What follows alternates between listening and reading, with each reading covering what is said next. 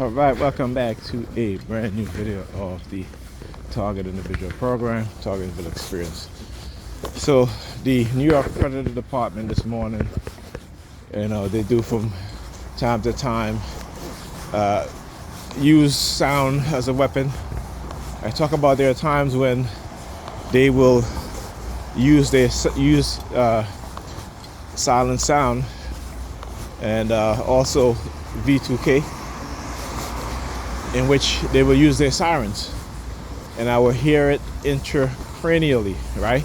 Not from an external source. Well, not from let's say a car passing by with a siren, where I can hear it with my ears. Look, I'm doing the hand signal with the palm fixation in the car. You hear the police siren, very low. But this is intracranially, meaning that I hear it within the skull, right? It's like silent sound. Silent sound where you're hearing your own inner voice internally, There are times when they will use V2K. V2K is that, you're hearing sound, right? But it's not your own inner voice. It is being transmitted to you externally, but it bypassed the air and your eardrums, and it radiates intracranially.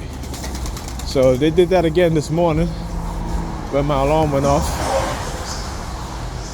And I usually, when I turn off my alarm, I usually use my pointing finger. Let me show you guys.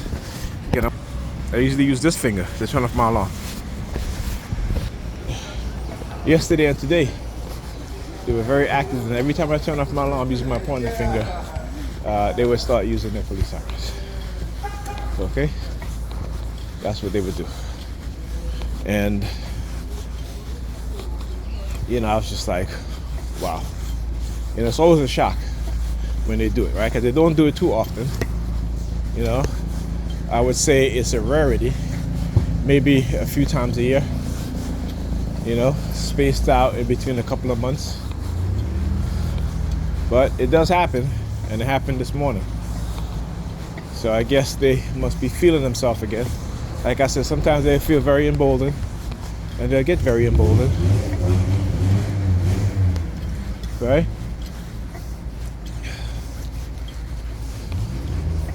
So yeah, criminals on the New York Predator Department. All right, they are retaliatory. I tell you that. New York City, all police station organizations. One thing you can say about them is that they have the most criminals, and they are very retaliatory to anyone who exposes the crimes that they're doing. Okay, they will seek revenge and retaliation against you. But that's the government agencies too. You look at whistleblowers,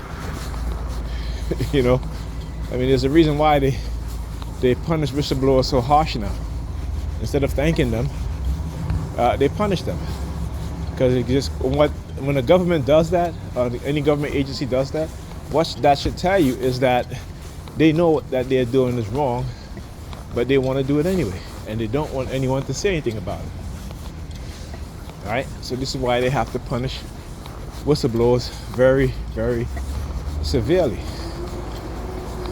Okay, they have to punish whistleblowers very, very severely in order to deter anybody else from blowing the whistle on their crimes and their corruption. And that tells you that you're dealing with a corrupt government. You're dealing with a criminal government.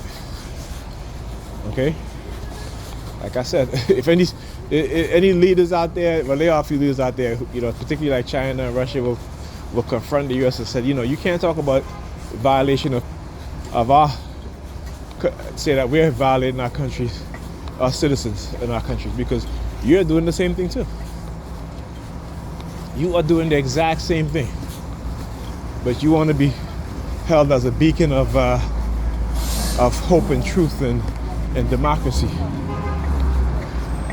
Right? You're not a democracy.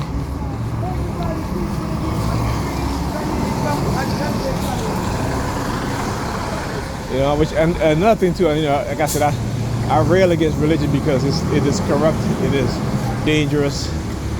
But you can see that most of these religious followers, they go in their churches with these pastors and priests and what have you, and they're doing the most corrupt shit ever. And they defend them, right? Their congregation defend them. So, like I said, they can't come to me and talk about righteousness and all this bullshit. You know, everybody have their own version of righteousness. People kill in the name of righteousness. People commit mass genocide in the name of righteousness, right? And based off of their God, right? They will kill whole nations because their psychopathic mindset tell them that their God want them to do that, and they will go ahead and do it with no excuse and no issue, and people will support them. You know, what they're doing to the Palestinians. You know, and people got to understand that this is not a war on Hamas. This is a war on Islam. This is their religious wars. The Christians against the Muslims, the Jews against the Muslims against the Jews, Muslims against the Christian, the Jews against the Muslims. It never ends. You look at one thing in which you look at these from the inception of these two religious belief system is that you can guarantee that one, it causes war, two, it causes division, three, it brings the human mind back into its primitive state. Okay, all of these that I just stated is factual. Like I said, go do your research, go look it up. Religion is the biggest hindrance of human progress, the biggest. Okay. And I don't say that, just to say it, but it is. It is. And yeah, I'll talk to you guys in the next video.